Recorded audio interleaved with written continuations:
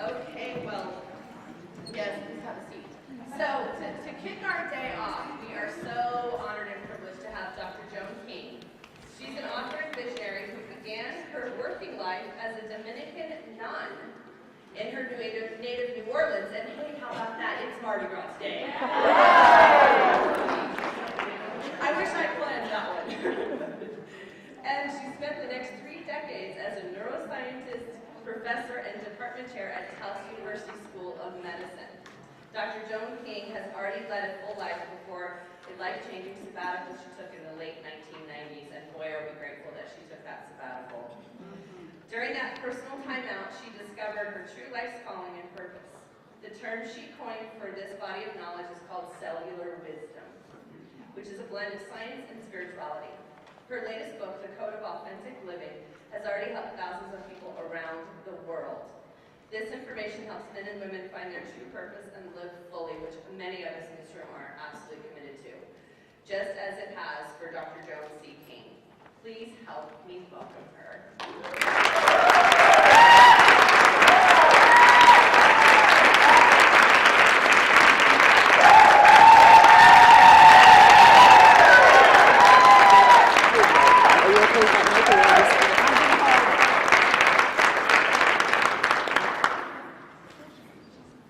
I'm setting my timer. I'm always one who believes on honoring your time and our time together. So I know I have a timer here in the audience, and I appreciate that. So as I look around this morning, I see many faces I've met for the first time yesterday, and I see you glowing. I see you claiming the truth of who you are. I see you ready to evoke your greatness. And I'm here today to tell you about the source of your greatness, how you can rely upon it, and how you can use it to step up. Each of us has a unique contribution to make in the world that no one else can make. And that is true without a shadow of a doubt. And the invitation to share your genius with us is not an idle one. It isn't pie in the sky. You are here for a reason. And that reason is to connect to other people and step up. So, oops. Okay, Scott. Would you close that for me? I pressed the wrong button. Sensory motor in coordination. Thank God I can walk and talk. I certainly can't ski and talk. And I hope you like my shoes because they'll be on for about 1 hour.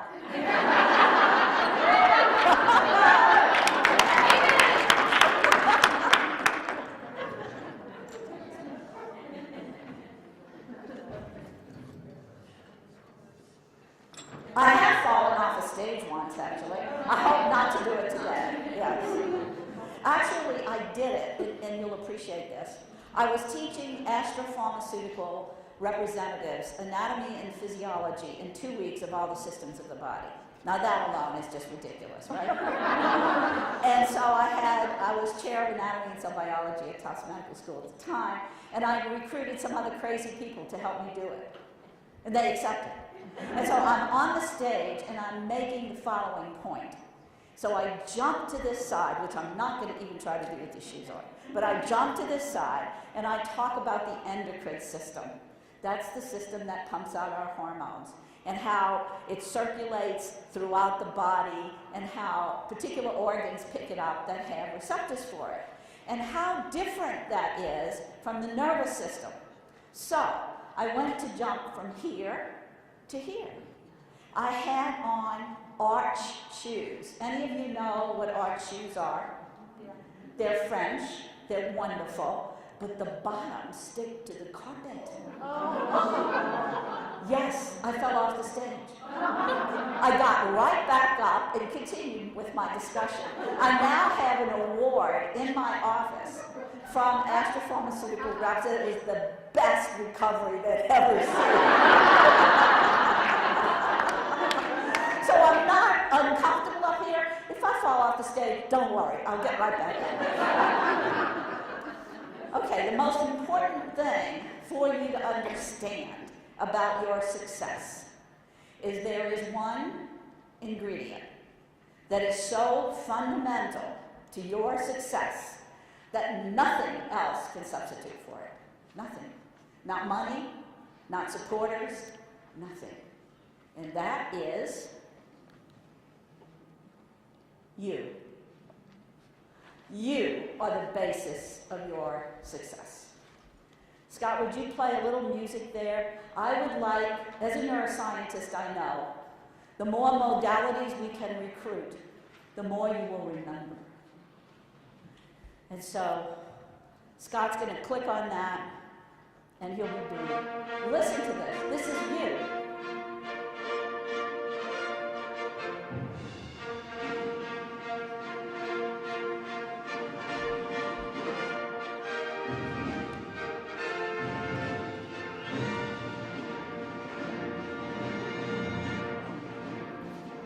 So I want you to remember that your most important ingredient of success is you.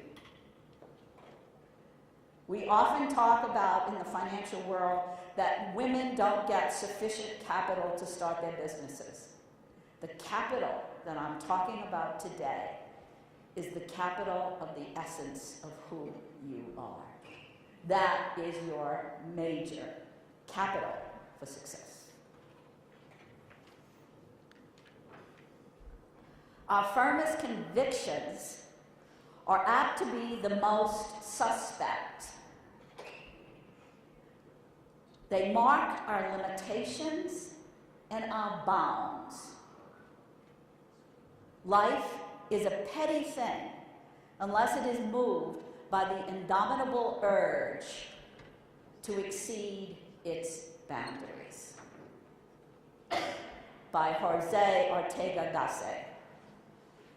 The reason I quote this is for us to understand, and Scott, you can play that music.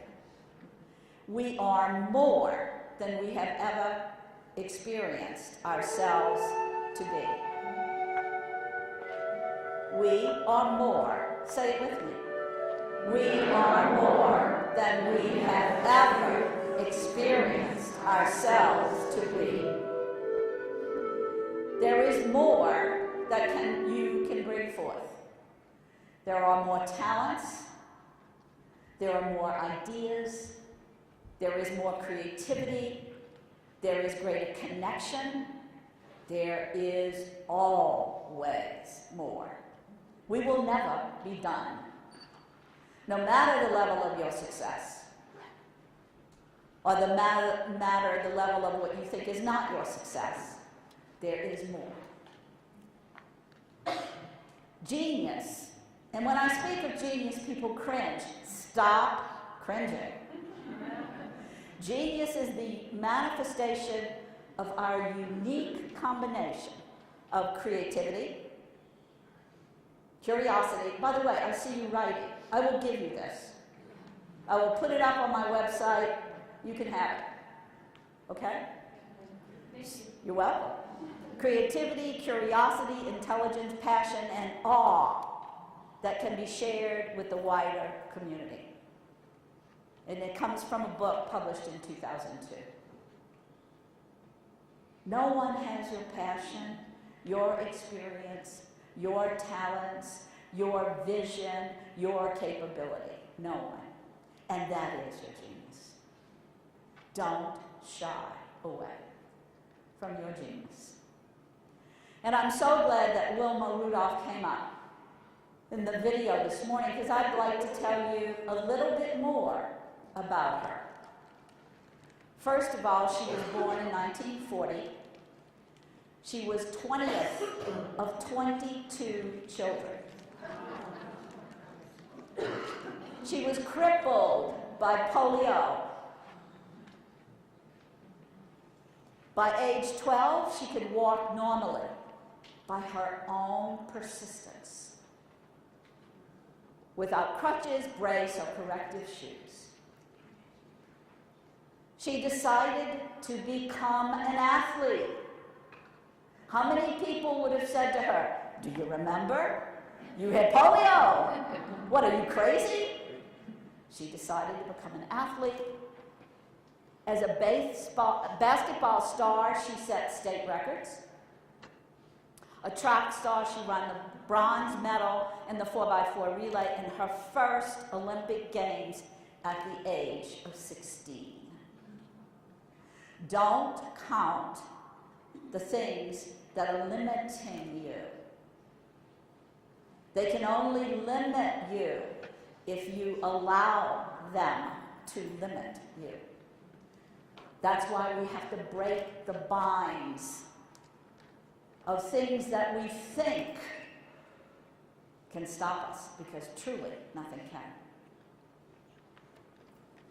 Never underestimate the power of dreams and the influence of the human spirit. We are all the same in this notion. The potential for greatness lies within each of us. And who do you think spoke those words? Wilma Rudolph. This is a woman who lived by her beliefs that were expansive, not her beliefs that were restrictive. So every time you hear yourself saying, "Oh, I can't do that because of," shut up. Stop it. Truly, stop it. You're building a prison for yourself. Nobody builds it but you. So here is a woman who thought by tasting the essence of life it would be to become a Dominican sister. So here I am with my mother in 1955, becoming a Dominican sister. 11 years later, I left for the same reason I entered. I wanted a more expansive life, and it wasn't happening there. And I had to truly believe the urge within me, because the Mother Superior let me know I was turning my back on God. So if I believed I was going to burn in hell for the rest of my life, I couldn't have left. I didn't believe that. I believed that the urge to life is an urge to life. And so I went to graduate school. I got a PhD in neuroscience and physiological psychology. And I began my research using computers, using sophisticated machinery like this electron microscope.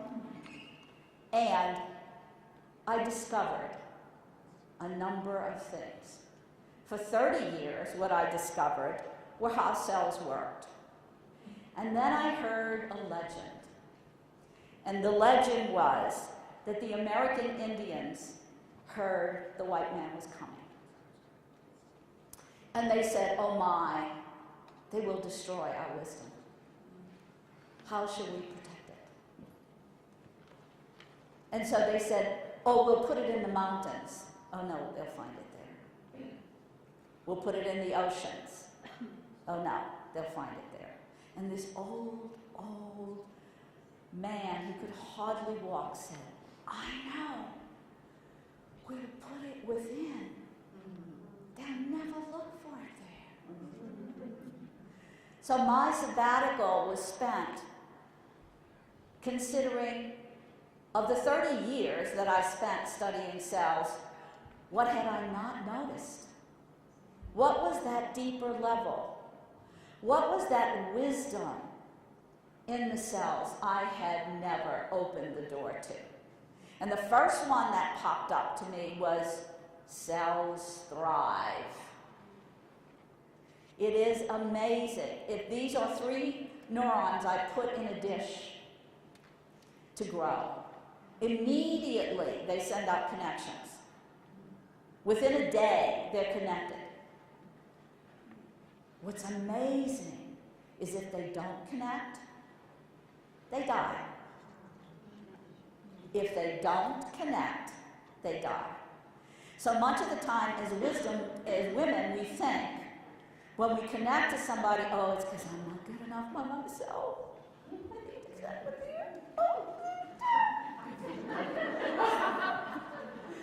No, ladies, it's not terrible. It's who we are meant to be.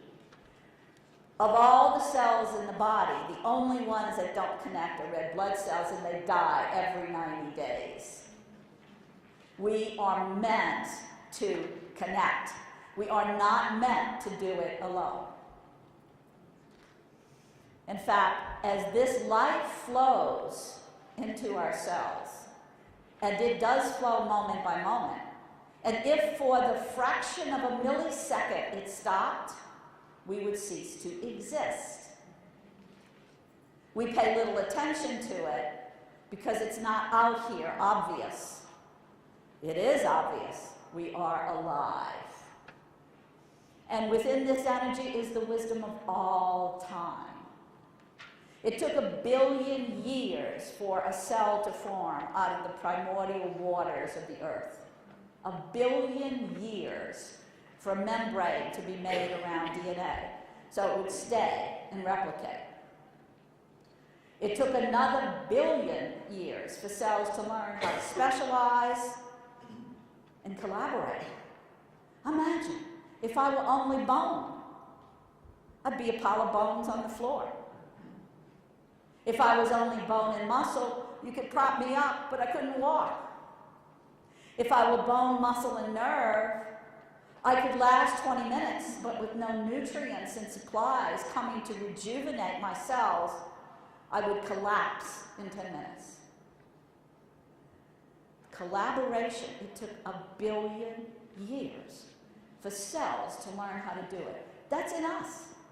That is inside of us. So how would you define cellular wisdom? I continually redefine it because I continually discover more about it. I urge you to go to my website, cellular-wisdom.com. I have 4 hours of free teleconferences about cellular wisdom and relationships and business. I have videos, and David in the back of the room, who's videotaping this, has videotaped my other videos, does a beautiful job. Take advantage of it, it's all free. I give you a jolt of Joan, a 2-minute audio every week. It's free. Why? I believe in your greatness. I want you to believe that you have a substantial reason to believe in your greatness. This is not based on ego. This isn't based on how much education I have or don't have, or how many experiences I've had or not had. It's not based on that. It's based on the fact I am alive. Just by being alive, we have this access to greatness. So the wisdom of the earliest cells have been refined over billions of years, remains present within us today, within ourselves. It is our evolutionary heritage. And this life force reverberates in every molecule, in every cell, every moment we are alive. But here's the secret, ladies. The cellular wisdom is there, but it is pre-verbal. Now let me explain to you about pre-verbal.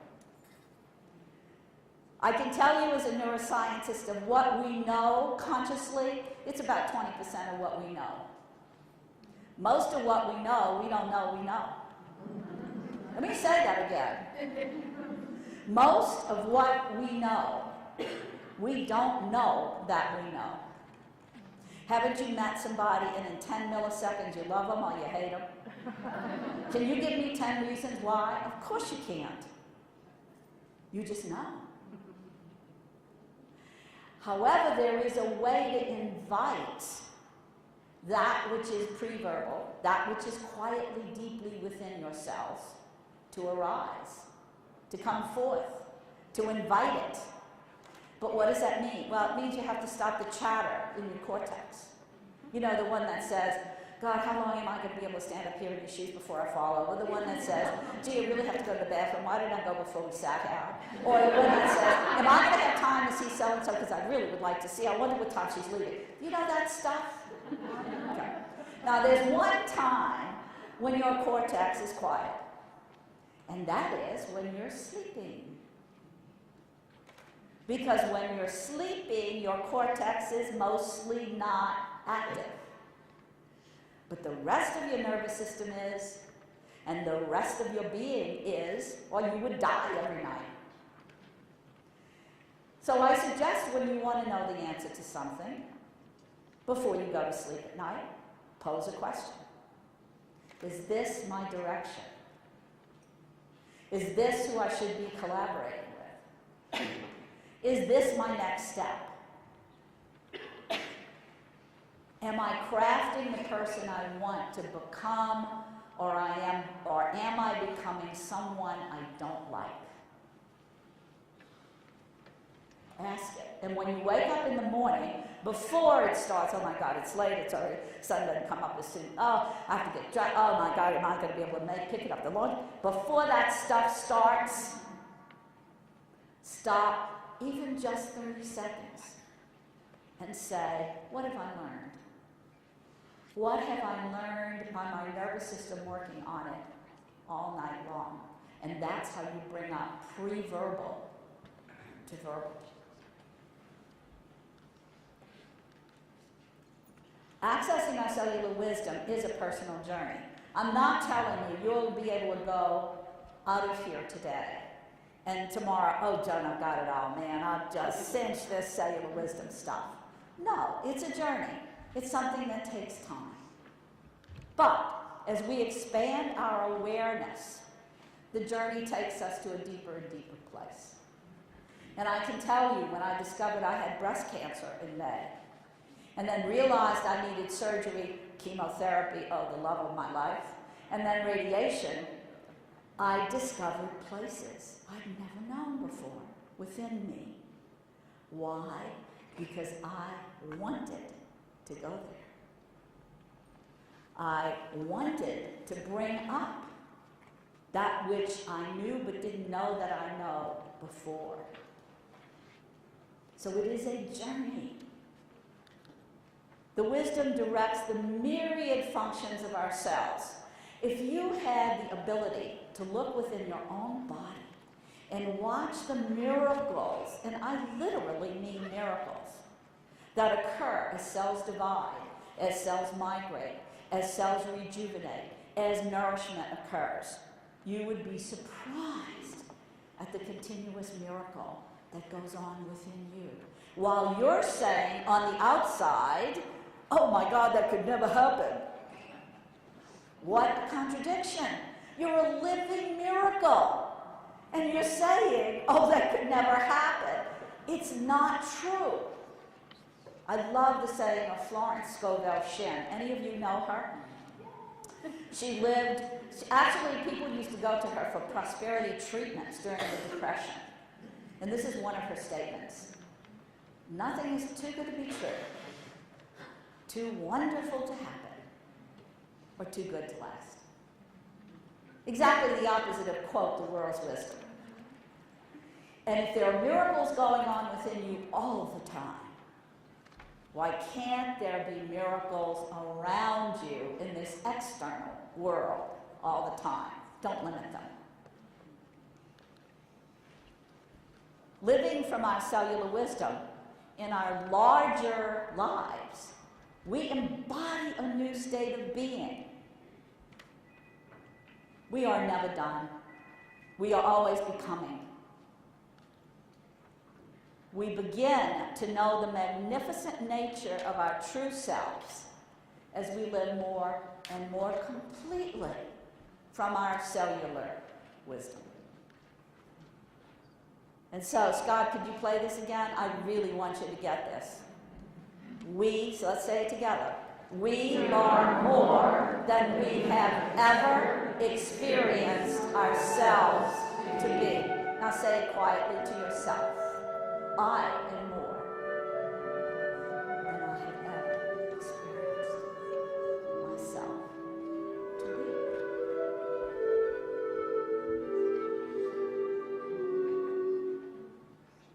So you've never done this before, or you've never done that before. I never had cancer before. I never did chemo before. You can do, how many of you have done something you never thought you could do? Would you raise your hands? Would you look around? This is what we can do. I gave a talk at Tulane after Katrina, and I asked, how many of you have done something you thought you could never do? Every hand went up. You are more than you have ever experienced yourself to be. When you hear yourself say, I don't do that well, stop it, please. You can reframe it to, I don't like to do that, and I'm not going to do that. That's perfectly fine. There are a lot of things I know how to do that I'm not going to do. Now, when you live from survival mode, I just want to give you some facts. You are experiencing fear, anxiety, and stress. You compromise your immune function. You cause cardiovascular and cognitive memory deficits. So, is it smart to live in fear and anxiety? You think you'll progress more? Not a chance. In fact, I'm giving you a picture here. The red structure, if you're in the part of the room where you can see it, is something called the hippocampus, where learning and memory occurs. When we experience stress, what happens is our cortisol levels produced by adrenal glands increase. And what happens then is that it causes the increased levels of the cortisol actually damage the neurons that are involved in learning and memory. So stay in that state, and you're sabotaging yourself. You can't learn as well, you can't learn as quickly, and you can't retain what you learn. Not smart, and not the foundation of success. How do you optimize learning? You learn how to self-regulate. I am amazed in my coaching experience, the number of people that I work with that think if X happens in the outside world, it's going to destroy my inner life. Well, let me just give you one answer to that. Bull. And I could say it more graphically. There is no reason why what happens on the outside has to dictate what happens on the inside. Thank you. Amen. You can learn to self-regulate. And you can get yourself out of the anxiety and fear and into the abundance. And how do you do that? I'll show you a picture. The emotional brain is in the middle. It's right in the middle of both hemispheres. When you start thinking the thought, oh my God, my husband's late. New secretary. God, she's pretty. It's the second time this week. I wonder how many times this is going to happen. And what happens is more and more neurons get recruited into this process. And he forgot our anniversary last week. He never did that before. And you know what? I'm noticing things. Damn, I don't know if I can live with this man anymore. By the time he comes home, you greet him with, it's time for divorce. Right? Now, are you at fault? No.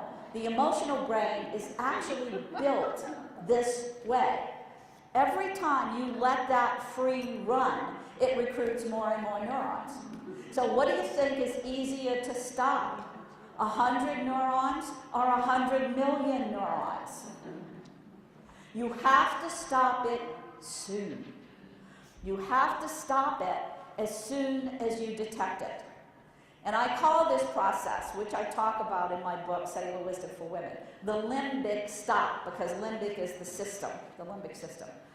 See a red stop sign and say, no, thank you, I'm not going there. Don't try to argue with it. Don't try to say, oh, but he really loves me, and this isn't really what's happening. You know where that gets you? Nowhere. You can't argue with that. Yes? Do you think that male brain functions the same way as female brain? Oh, I can give you lots of data that it does not. I only have 8 minutes left. Couldn't begin to tell you. You can talk to these two guys back here. So this is what usually happens when we face a challenge. We see ourselves as small, and we see the challenge as big. Let me tell you, ladies, this is a false perception. Why? A challenge is always limited. A challenge is not infinite. It is limited. You, on the other hand, you are not limited. Don't limit yourself by your past experience, so you've never encountered it before. Tough. As a friend of mine says, put on your big girl pants and let's start doing it. Your beings are not limited, the challenge is. And that is the truth. So the capacity to experience positive emotion remains a largely untapped human strength. What do you tell your girlfriends? Oh my God, I had the worst day. I mean, you honestly can't believe it. Well, how do you change it?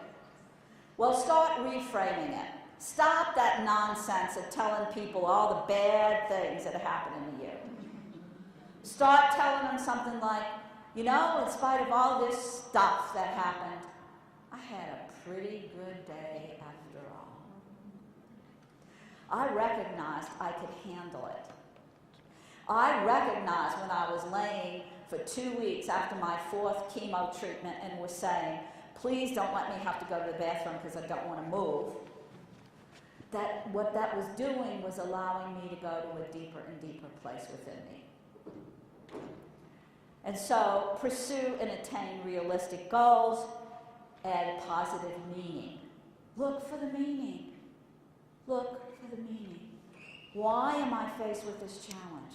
What can I bring forth I've never brought forth before? Sometimes we hit a brick wall, and I think we do so to bring forth more and more of our greatness. Can you imagine if we never had a problem? Who would you be if you never had a problem? I want you to look at this, those of you that can see it. It's a painting of a woman where you can see the back of her hand and the details of her neck. Lisa Fittipaldi painted this. She was a financial analyst at a hospital when she lost her sight at the age of 40. I interviewed Lisa for my book, The Code of Authentic Living. She sent me this photograph of a painting she did after she lost her sight. She had never painted before. I said, Lisa, God, this is hard to believe. How do you do it? In case you want to know more, her website is just www.lisafittipaldi.com. She said, John, I was always good in calculus. I feel the edge of the canvas. I can tell the color by the texture, and I calculate my next brush stroke. Little slip there. This is the extent to which you have access to genius. Not just Lisa. I'm going to skip telling you about Catherine of Siena because I want you to remember that your talents and your strengths continue to develop all your life long. You are not who you were at 5 or 10 or 15 or 20 or 25 or 30 or 40 or 50, and I'm just not going to tell you how old I am. But Martha Graham, the dancer, put it so well. There is a vitality, a life force, an energy, a quickening that is translated through you into action. And because there is only one of you in all of time, this expression is unique.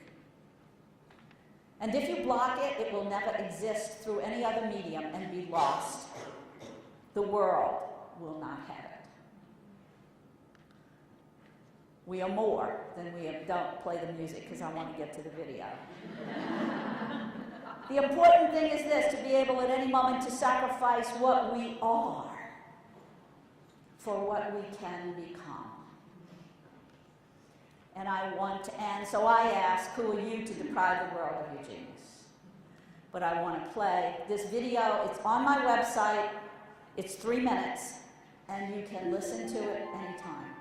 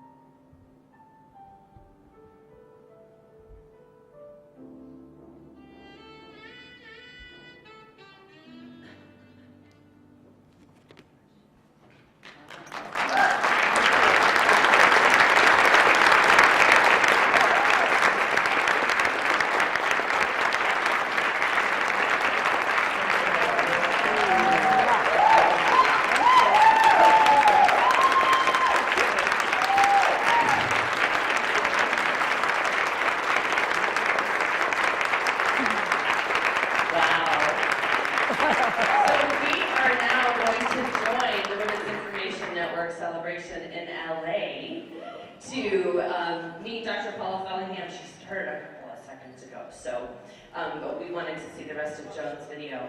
So Scott is going to get that going for us, and with the wonders of technology, we're going to